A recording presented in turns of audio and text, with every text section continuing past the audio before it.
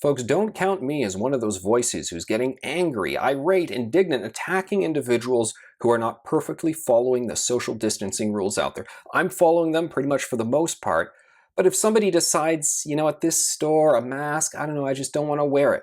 Sorry, I'm not joining the mob piling on against them. Or young people decide we have been cooped up inside since March, well, since November, since December when it first got cold.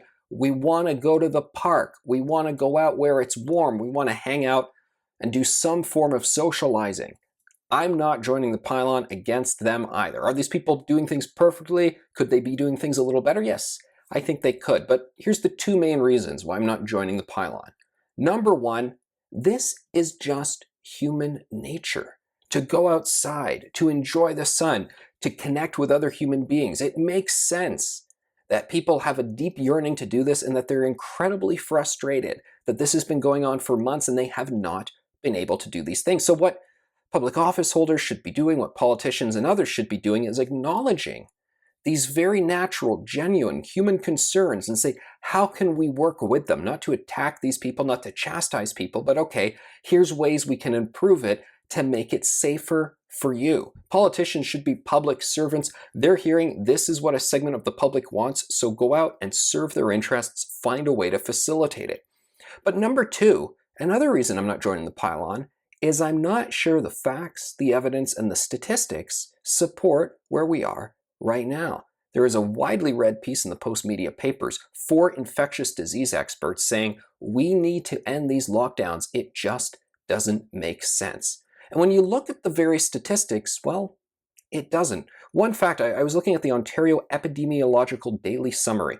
It's this document they send out that is not the main page that people look at when they go to see the daily updates. It's not one that necessarily the public health officials, they bring up a lot at their daily briefings. It's kind of below the fold. And I found an interesting statistic that said only 12.7% of cases in Ontario can be confirmed to be community transmission. The rest were from very close contact, so family members and so forth, from outbreaks, so long-term care facilities. And then there was another section for travel. And then there was an unknowns, which was actually 20%. So, maybe the community transmission is higher than that 12.7%, but still, they're not seeing a sign of massive community transmission. So why do we continue to have these lockdowns that are putting people out of work, having businesses close, and stopping letting people do things that are so very human? We see these emotional ads on television of grandparents and grandchildren, and they can't see each other, so they go up to the glass in the door and they put their hands up, like in that Search for Spock movie.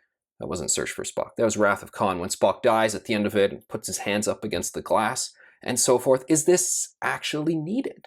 Is this necessary? Increasingly, the facts, they say no. Now, we were told back in March, you've got to stand by the science, the evidence, and so forth. We actually don't hear that anymore from Justin Trudeau and Doug Ford and others. They're no longer saying those words. Instead, they're saying, well, we have to be extra cautious. I don't know if we're out of the woods yet and so forth. Okay, the whole point of the lockdowns was to not overwhelm the ICUs, and we have not done that. So we can just ease them more and more, which we are doing, of course. But we need these facts and stats in our arsenal right now as we talk about why it is so important to ease away from this. Because if the numbers don't justify the lockdowns, you stop doing them.